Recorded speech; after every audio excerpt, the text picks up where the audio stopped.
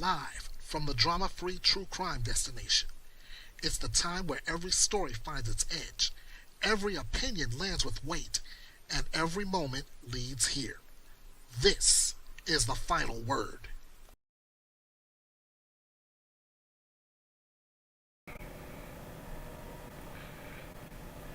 And a good late night Friday evening to everybody here on the West Coast. Good early Saturday morning to everybody on the East Coast or in all points in between. Welcome to the final word. I'm Ernest Bethea, the last outlaw, and this is Bethea'S Byte Reloaded, the drama-free true crime destination. And, that probably be the last smile I give you this evening because on the surface, I am not a happy camper, if you know what I mean. I've got 3 stories I want to cover tonight, and let's just say they all leave a real bad taste in my mouth. As you can see from the title of this week's edition, it's Cowardice in the Face of Justice. Those three cases I'm covering has to do with 3 men, and I use that term very loosely, either facing justice, about to stare consequences in the eye, and now that they have no choice, or they decide to end things on their own terms. Either way you slice it, look what they had to go through to get to this point. In fact, now that I think about it, let me go ahead and begin with my opening statement.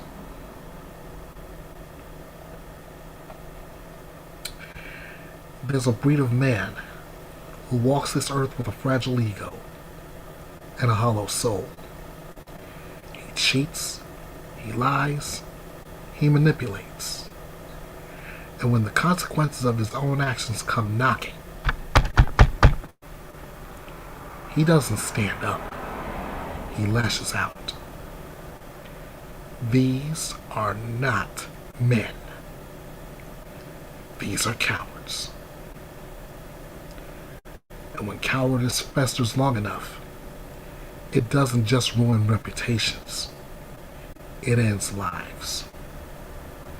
Tonight, we confront 3 men, and I use that term very, very loosely, who chose destruction over accountability. And we name them. Welcome to the final word. We're going to kick things off with one story. The pregnant mistress murder trial.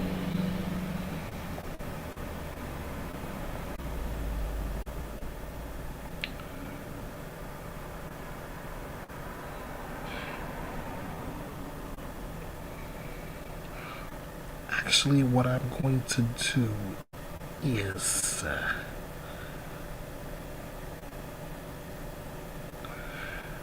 take you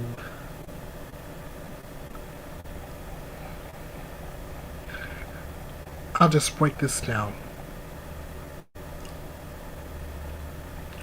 According to Court TV's coverage.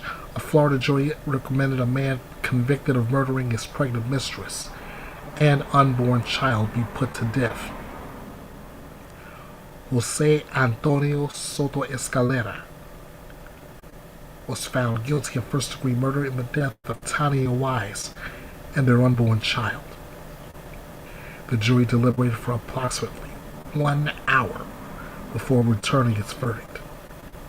The same jury tasked with deciding whether he should face the death penalty deliberated for under 2 hours before deciding in a vote of 8-4 that he should be put to death. The formal sentence will be handed down after a Spencer hearing is scheduled for October 6. According to court documents, The body of the 23-year-old Wise was found face down in a roadside drainage ditch on October 24, 2018. At the time of her death, Wise was 8.5 months pregnant. Authorities said DNA determined Soto Escalera was the father of the unborn child. That's according to a report from Scripps News West Palm Beach. Court documents detail that Soto Escalera was married at the time of the murder.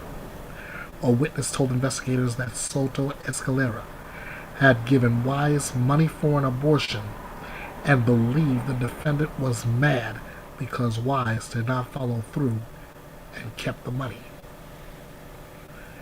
So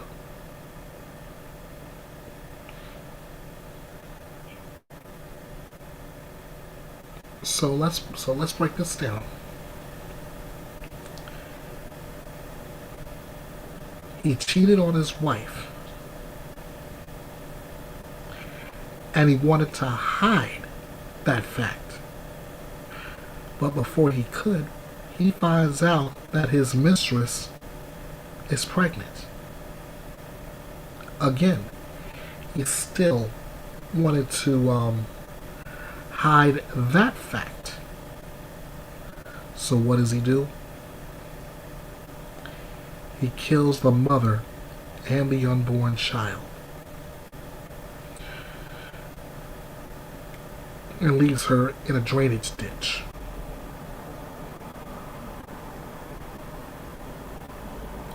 He was found guilty on 2 counts of first-degree murder.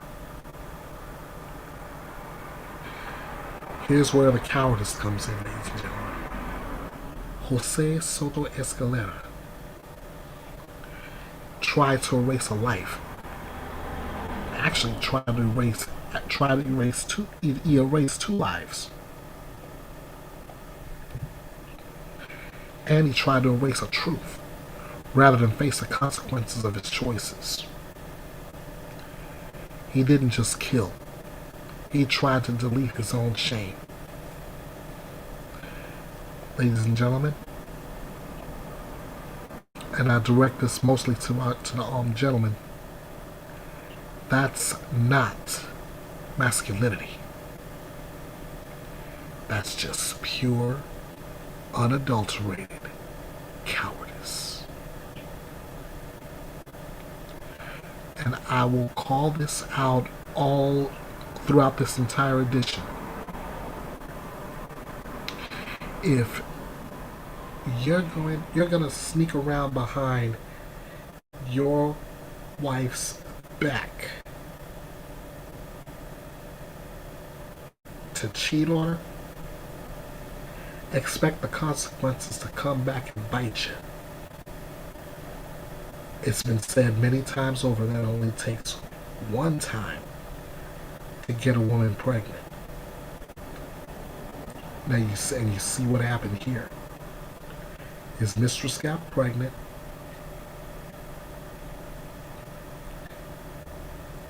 And instead of owning up to it, he decides he's going to hide it. He's going to cover it up. He's going to do whatever he can to make sure his wife never found out that he cheated on her.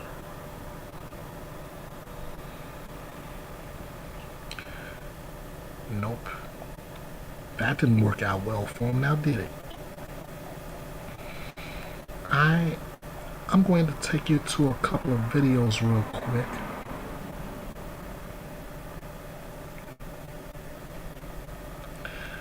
In fact, I'm going to start with Videos, Violence, and a Verdict, Week 2 of Jose Soto Escalera's trial. Stand by. I want you to see this all the way through.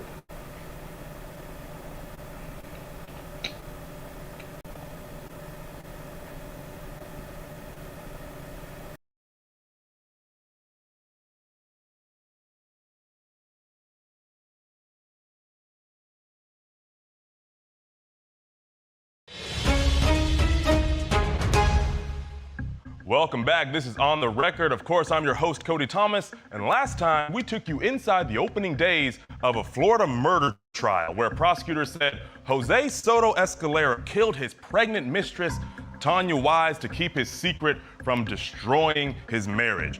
Now, jurors heard his own words, "I'll dump her, I'll burn the clothes." And they saw DNA evidence tying him to his unborn child.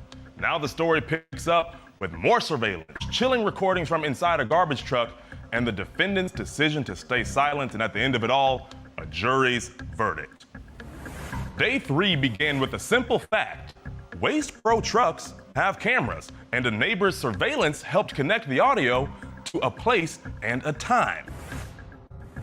Was your home outfitted with a surveillance system? Yes. Okay. What kind of surveillance system was that? EasyViz? Okay. And did it record video? Yes. Okay. Did you have cameras located on your house? Yes. What positions were they located? 2 up front, 2 in the back. They were pointed towards the side of the house, the driveway, and then backyard. But the real firepower came from inside the truck. Secretly recorded talk. An FBI linguist translated a conversation that, without context, sounded like anger. Heard in full, it sounded like a blueprint for murder. Do you want me to tell you what is going on, or do you prefer not to know? I'm not the only one. She's pregnant from that little that works there. She says it's mine, supposedly. I can't take chances. I lose everything. No, I am telling you the truth. If something happens to me, you already know. I'm going to blow her brains out so she doesn't talk. I have to do it, Eric. I have no other choice. I'm going to lose everything. What I need is someone to drive me. That's it. Now, it didn't stop there. He talked about how to do it, choking, strangling, and how to keep blood out of the truck. What do you think about choking her, unintelligible? Huh? Is it better than a blow and just get it over with, right? I got to strangle that. You can't leave no blood or nothing in the truck. I don't want nothing, unintelligible, nothing. If they ever come asking anything, there's nothing. It's like you said it. There's no other way around it. It's like you said. You got to unintelligible, and that's it. All the will be over. And the higher up around here, the more they'll blame her boyfriend, because they're always fighting. You know what I'm saying? She now has a record in which someone did something to her. You know what I'm saying?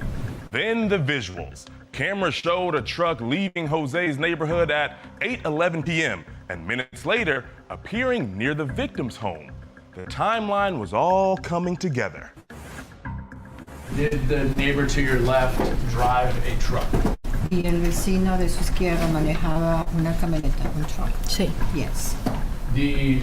We are stopped on State's Exhibit 166 at the 9-second mark for the record. The screen reads 8/23/2018. The truck that is where it's paused in this video in your surveillance, do you recognize that truck? La camioneta que usted ve que está parada en este video de su vigilancia, ¿usted lo reconoce? Objection, Judge. Sí. Yes. The defense told jurors to be skeptical. They said the translations were unreliable, the recordings inaudible, and the transcripts, quote, bought and paid for. Your translation and this other person's translation, you heard entirely different things. Is that accurate? That's accurate. This is what I heard. Day 4, the state called Jose's boss, who told jurors that, yes, it was his voice on those recordings. Then more audio, this time from the day after the murder. What jurors heard was chilling. Did you speak to Jose Soto Escalera enough to recognize his voice? Yes. Based on that familiarity, if I were to play you a clip from an audio of exhibit number 169, would you be able to recognize his voice?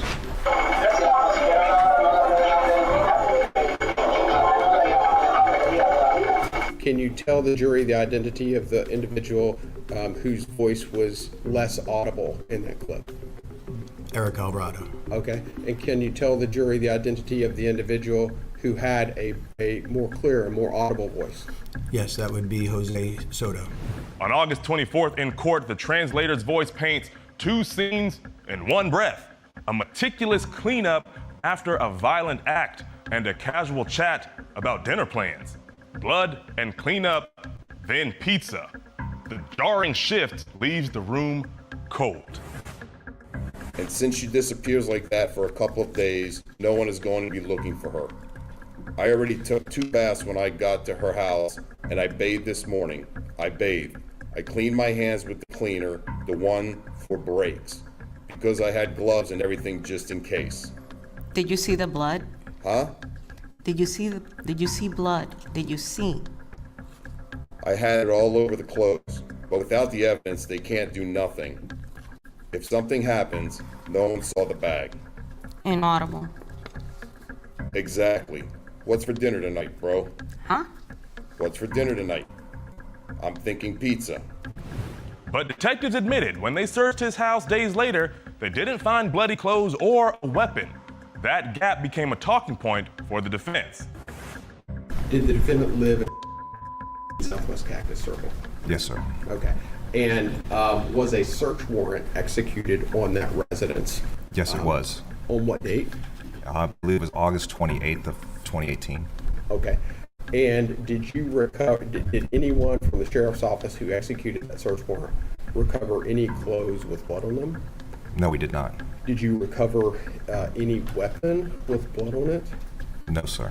And then the defense rested. Jose Soto Escalera did not testify. No witnesses, no evidence, nothing to counter what the state had just played for the jury. Now, day 5 was all about the closing arguments. Prosecutors pointed to motive, to opportunity, and to intent, and said the recordings were his confession. The defense warned the jury, if anything, this was a crime of passion, not a premeditated killing. And words on a recording didn't prove first-degree murder. How do we figure out who's telling the truth and who's not? Here it is, right here. One of the questions: does the witness's testimony agree with the other testimony and other evidence in the case? In other words, was it confirmed and corroborated, meaning that it's truthful? Or is there evidence that contradicts it, meaning that it's false? Well, remember what Wayne Walker testified to. He testified that the probability of Jose Soto Escalera being the parent of the unborn child Josiah is 99.9999999%. But to be clear, that doesn't make him a murderer, right? That doesn't make him a murderer. He's lying, but that doesn't make him a murderer.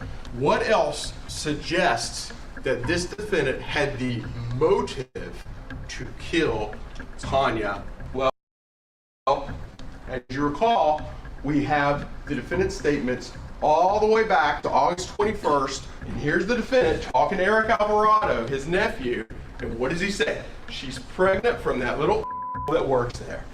She says it's mine, supposedly. I can't take any chances. I can't take any chances. I lose everything. I'm going to blow her brains out so she doesn't talk.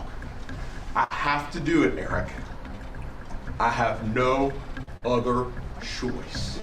Who is the victim talking to shortly before her death? Who is she with? The defendant. If he had nothing to do with these crimes, if he's innocent, what's her blood doing in his car? So this guy, who allegedly meticulously plans a murder, gets blood everywhere and hasn't had time to clean out his truck. He immediately gives consent to search his truck. He tells him, yeah, you can search my truck, you can search my phone, you can have my DNA, because he knows he didn't murder Tanya. And what he later learns is their unborn child. But he knows who did. His wife, Deborah Soto Escalera. Also, why would Jose have waited 32 weeks to get rid of this problem if it really was a problem for him? If he didn't want his child and he wanted to kill Tanya after she didn't have an abortion, that would have been obvious way sooner then at 32 weeks. Why wait months? Because he didn't do it. What if Deborah, having heard Jose's plan to meet up with Tanya, followed him that night after he went out and she killed her? Or what if Deborah was the one driving the truck, right? The state just made all this evidence. Look, there's a truck. There's the truck. Who's in the truck? What evidence did we hear about who's driving the truck? Did anyone identify the driver of the truck? No.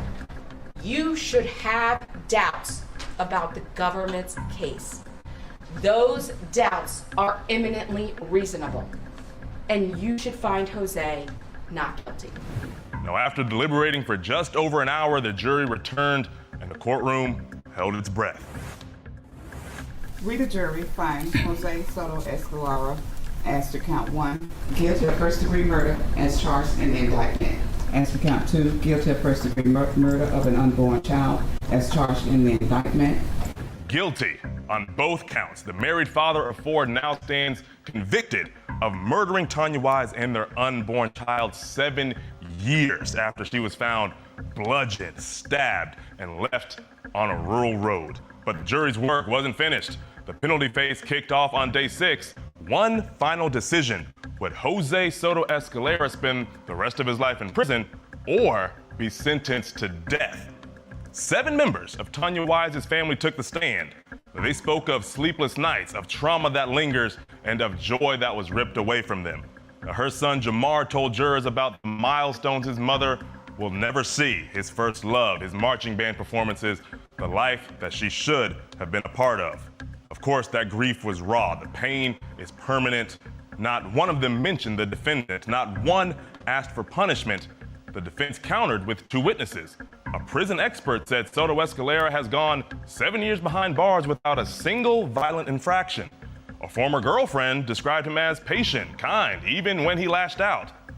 But then, the jury decided.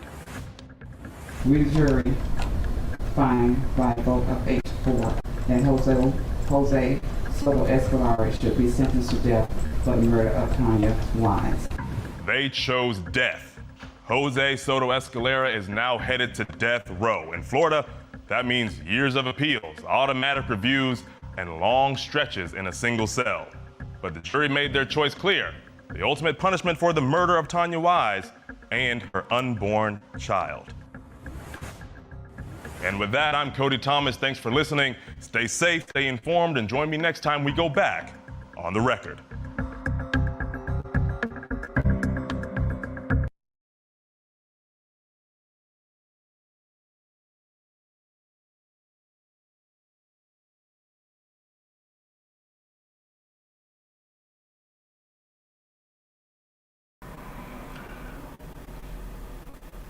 And there you have it, folks. Jose Soto Escalera will be sentenced on October 6th. We'll find out will the judge follow the jury's recommendation of the death penalty, or will he go the route of sentencing him to life without the possibility of parole? But one thing's for certain: he will be branded as a coward. Like I said earlier, he didn't just kill. He tried to delete his own shame. And that's not masculinity, folks. That is just pure, unadulterated cowardice. And speaking of which, we move on to yet another case of cowardice. And a trial that is still ongoing.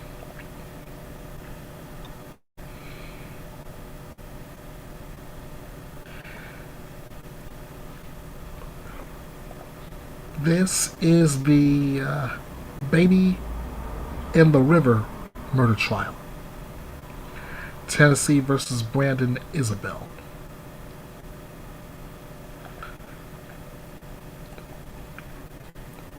A Memphis man is standing trial in the murders of his newborn daughter and her mother. Brandon Isabel is facing multiple charges, including 2 counts of first-degree murder in the deaths of Danielle Hoyle in Kennedy oil. An investigation began when an officer found Danielle's abandoned vehicle with a broken window on February 1st, 2022. Her body was found nearby with an apparent gunshot wound to the head, according to an affidavit. Danielle's family told officers that she was meeting Isabel with their 2-day-old daughter. Now, I'm going to say that again. 2-day. Not 2 years, not 2 months, 2 days old. Two-day-old daughter Kennedy. Investigators allege Isabel admitted to luring Danielle to an intersection and shooting her in the head. And then, he then allegedly admitted to taking Kennedy and tossing the child into the Mississippi River. Isabel allegedly told detectives in a recorded interview that he killed Danielle and Kennedy because he didn't want the child.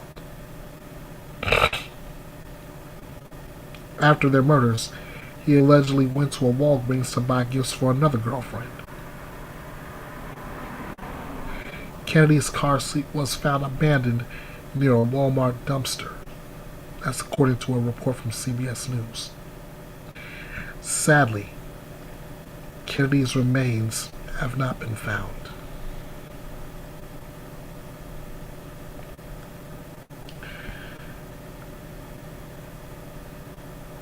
Now, I didn't plan on doing this.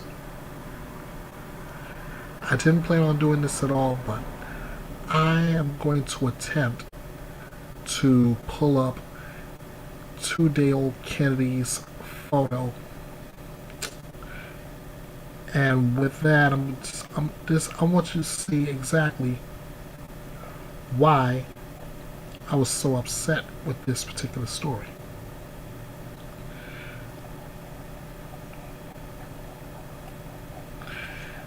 I mean,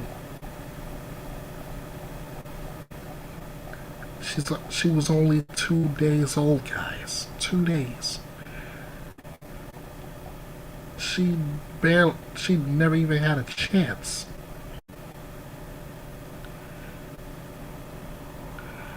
Alright.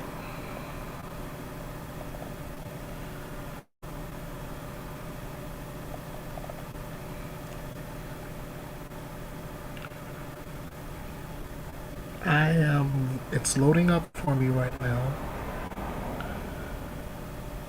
And as it's loading, I want to ask the question, what would make someone, aside from what I'm talking about tonight, what would make someone want to be such a coward?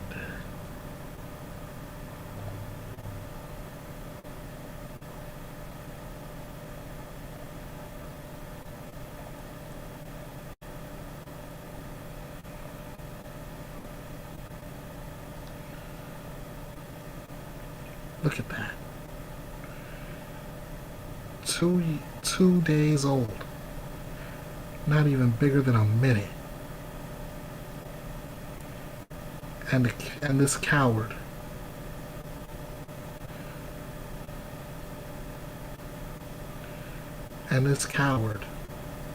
Brandon Isabel, would take not only the life of that child, but the child's mother too.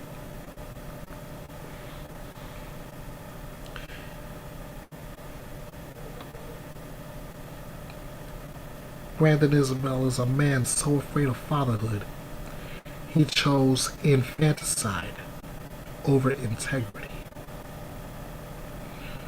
Like I said, Kennedy was no bigger than a minute, and yet the weight of cowardice crushed her. This is the kind of evil that doesn't just break hearts, it breaks humanity. And I tell you what, guys,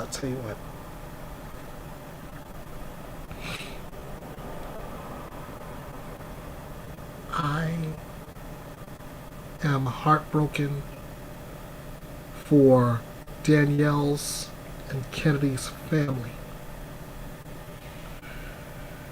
because of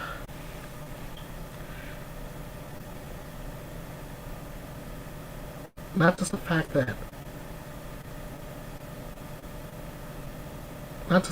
of Danielle, they lost Danielle.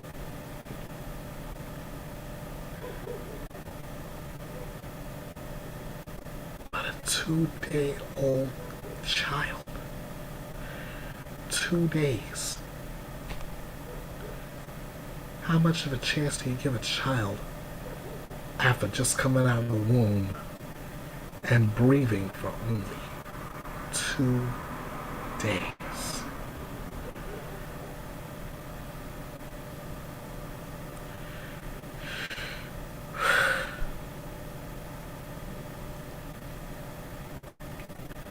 I'm trying to keep myself from crying here.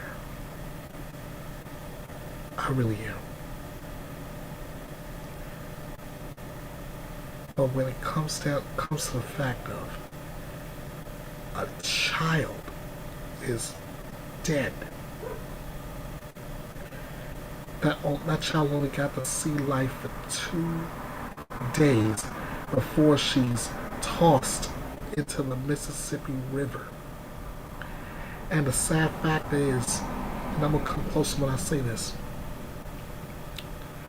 police have not found Kennedy's remains yet.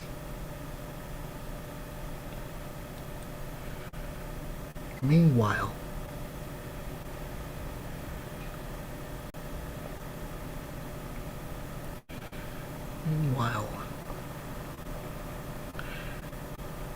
this man, and I use the term very loosely, is standing trial for 2 counts of first-degree murder. 1 for Danielle and 1 for Kennedy. What excuse can he come up with? What lie can he come up with to say it wasn't him?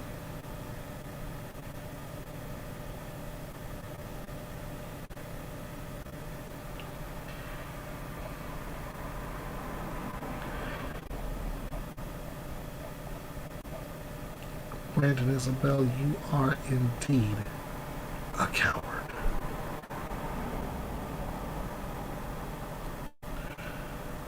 You are indeed a coward.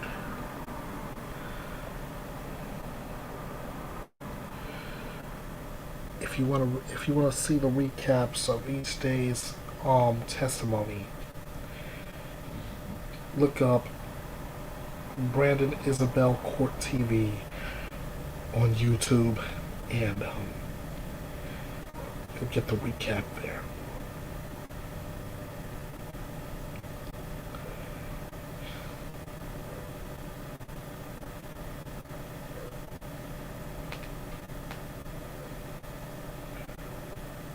Jose Soto Escalera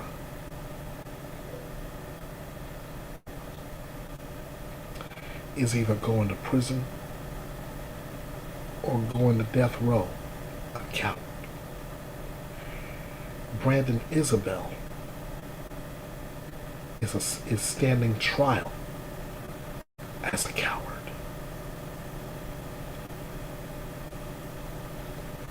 But my last story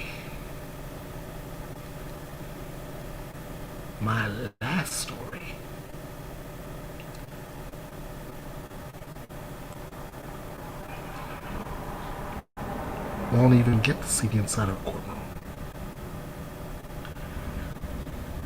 This one won't get to see nor hear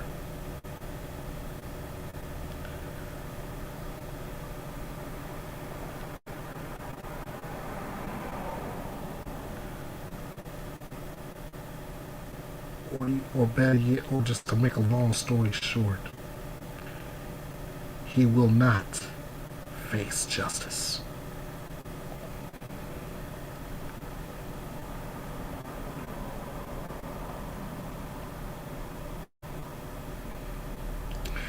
Now, earlier this week, I had this as late breaking news. Federal prosecutors have asked the judge to drop the arrest warrant for a former soldier wanted in the deaths of his 3 young daughters because the U.S. Marshal Service says the man is dead. Authorities in Washington state found remains believed to belong to Travis Decker in a remote wooded area of central Washington.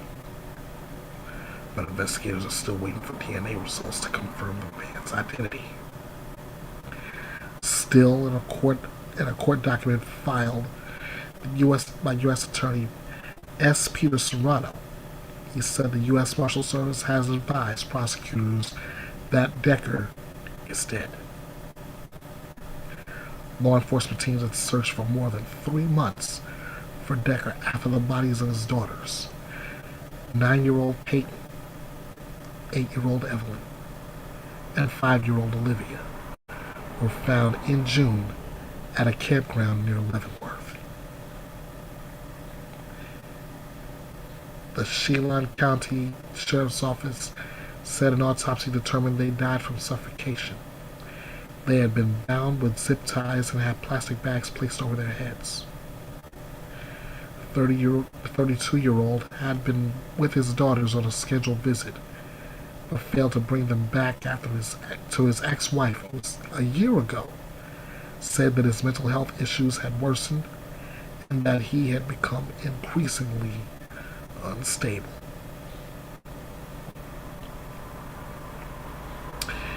He was often living out of his truck, she said in a petition to restrict him from having overnight visits with their daughters until he found housing. Decker was an infantryman in the U.S. Army from March 2013 to July 2021 and deployed to Afghanistan for 4 months in 2014. He had training in navigation, survival, and other skills, authorities said, and once spent more than 2 months living in the backwoods on the grid.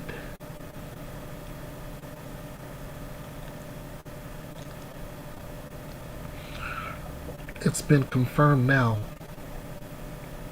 that Travis Decker is dead. Now the question is, was justice served? Personally, I don't think so. But let's see what Court TV's Judge Ashley Wilcott has to say.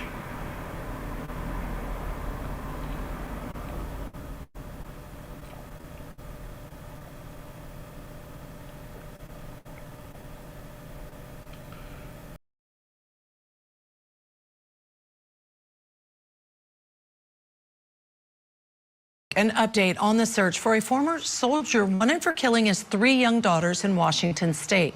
Officials now say that DNA tests confirm that remains found earlier this month are those of Travis Decker. His remains were found on a wooded slope on a mountain in central Washington. Get this, less than a mile from the campsite where the bodies of his daughters were found in June. A deputy found Decker's truck as well as the girls' bodies 3 days after Decker failed to return them to their mother's house. Autopsies found the girls had been suffocated. Now for my thoughts from the bench on this. I never get over the horror of a child death. I've seen too many in my career. But it's even harder when that death is at the hands of a parent. Travis Decker did the unthinkable. He killed his own 3 young, beautiful daughters, and now his remains have been found less than a mile from that campsite. So did he kill himself? Did he starve to death in the mountainous elements? We do know that his wife reported his mental health issues had worsened a year before he killed their children, and that he was unstable. Of course he was. These kinds of heinous crimes do not occur in a vacuum. Is it a blessing that he has died and do not need to spend time in our criminal justice system with resources, the time, money, and energy on prosecuting him and convicting him of these brutal murders, whether he took his own life or not? Of course, it's better. Justice is served, or is it? The mother had filed a petition seeking no overnight visits with their father given his mental health issues and is living out of his truck for a period of time. If a court had restricted his visits to supervised visits only, this would have been prevented. Did our system fail these children? That is the next question to ask. Those are my thoughts from the bench. Stay with us. We'll be right back after this quick break.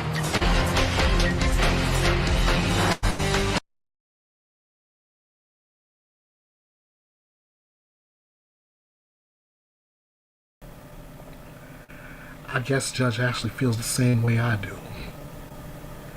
Justice has not been served. Sure, the chapter on that book is closed, but justice served? I really don't think so. Think about it this way. It's one of those cases where even a visitation arrangement has gone wrong. It began with the twisted declaration in his mind, if I can't have the kids, no one can. And it ends with a final act of evasion. I can't take responsibility or accountability for what I did. So I'm just gonna run until I can't run anymore. And then I'm gonna end my life rather than stand in a courtroom in front of 12 people and a judge to decide my fate.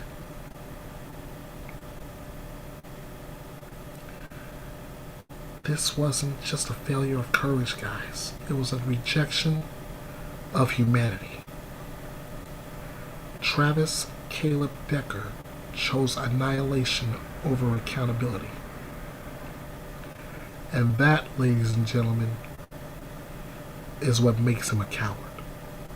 And it's that choice that brands him as such forever.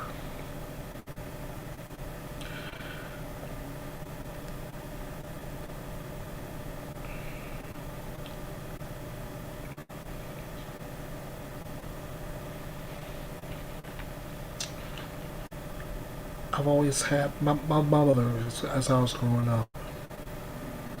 Keeping in mind I was only a kid, but my mother would always jump on my case about, Ernest, you need to learn how to act like a man. You need to act like a man.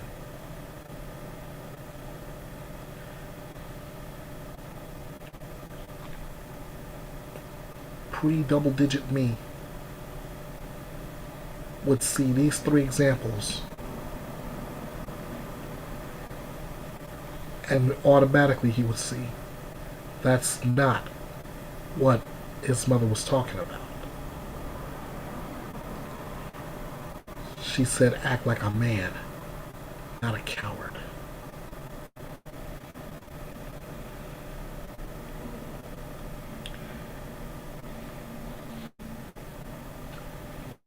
I didn't want to be before you long tonight to point these men out. But you see, it's these men that should show us what we should not do.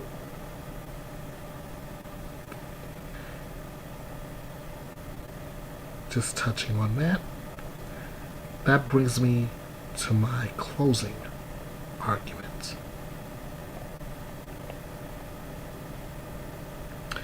And I dedicate it this evening, or if you're on the East Coast early this morning, I dedicate this closing argument to the men watching. If you've ever faced a moment where truth demanded courage, where responsibility knocked, and you considered running, remember this: cowardice turns fathers into fugitives. Cowardice turns lovers into murderers. And cowardice turns men into monsters. But let's look at the flip side of that. What about courage? Look at courage, gentlemen. Courage builds legacies. Courage protects the vulnerable. Courage stands tall, even when the world shakes. So to all you men who step up, I salute you. But to all the men who step out, lash out, and hide behind violence, oh, have I got a warning for you. And I want you to get close, because I'm about to get close. I'm about to let you know. Justice is coming. Justice is coming. And justice doesn't care how scared you are. If you're a man, you will step up, take responsibility and accountability. But we know what you're gonna do. We know what you're gonna do, man. Those who will actually do it will take accountability and take responsibility. They are stepping up and being men. And again, I salute you. You earned that. You've earned my respect. But for the rest of you, those who will lash out, those who will step out and hide behind violence,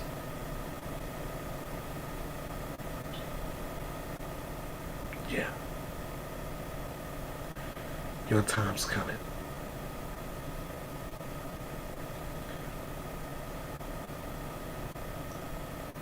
But for now, I want to thank you all for joining me this late night, Friday, early Saturday morning. I'm Ernest Bethea, the last outlaw.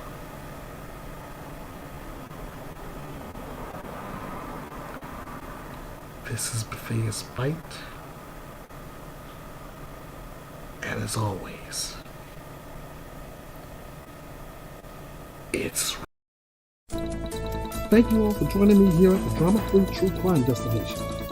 Be sure to follow Bethea'S Byte Reloaded all over social media and get your coverage of true crime news with no gimmicks, no drama, and no BS. This is Bethea'S Byte, and it's reloaded.